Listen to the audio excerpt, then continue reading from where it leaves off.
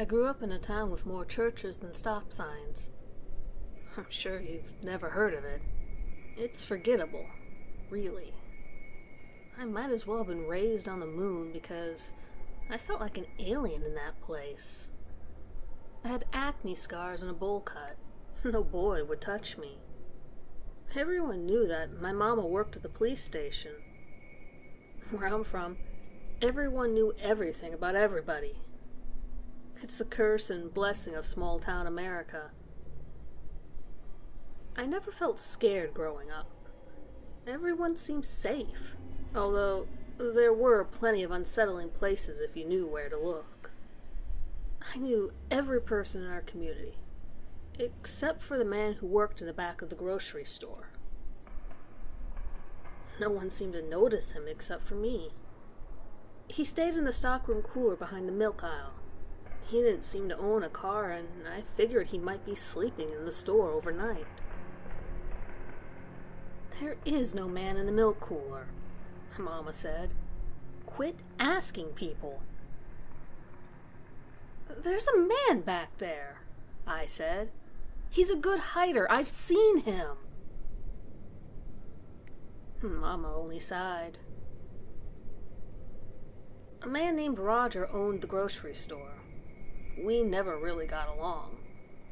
He was a frumpy old farmer who'd sold his land and bought the store outright. He was half deaf and denser than a block of firewood. He sat behind the counter and watched television all day, not moving for much of anything. He refused to even address the man in the cooler's existence. "I bet he's an illegal alien working for cheap," I said. "You're hiding him back there." Roger banned me from the store for a month. I'd spotted the man dozens of times and was always afraid to pass by the coolers. When I wasn't banned, I'd visit the grocery store at least once a week for Mama.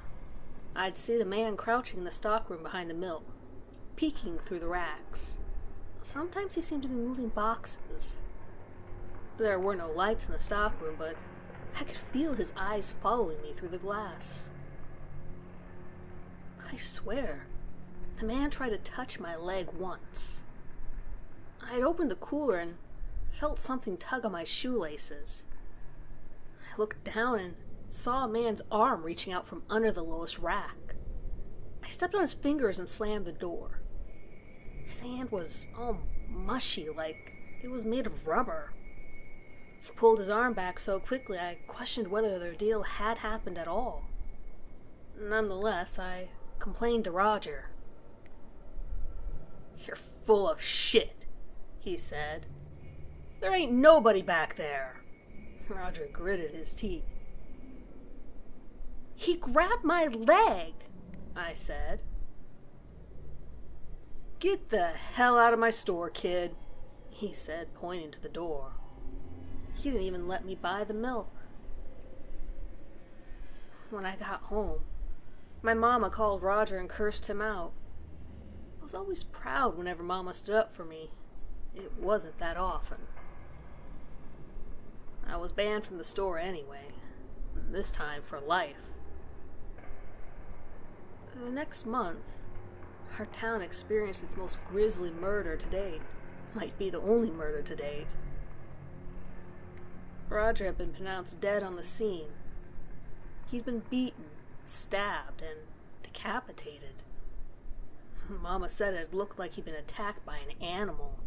There were maul marks across his chest, and some of his fingers were chewed right off. The FBI came to our little town, and it was overrun with reporters and folks from the city. The newspaper said they had found something interesting in the back stockroom of the grocery store. There appeared to be a makeshift bed behind a wall of boxes in the cooler, a sleeping bag and pillow crammed into the corner, and it was filled with empty food wrappers and milk jugs full of urine.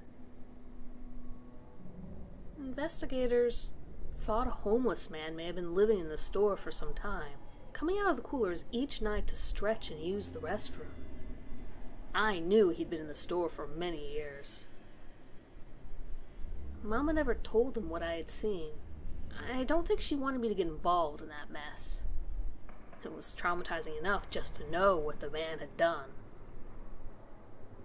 Roger's wife expressed her concern to investigators that her husband had been afraid to go into the milk cooler stockroom alone.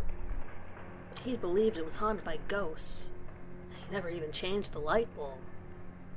She had noted strange noises coming from the room, and Roger had forbidden her on even mentioning the subject. He was deeply religious and had considered having a priest bless the area. They found Roger's truck crashed and abandoned 30-some miles away, but they never found the man. Mama says he's mentally ill and is probably living out in the woods somewhere. I still visit Roger's grave sometimes. It's not too far from my house. I've never really been able to accept what happened to him.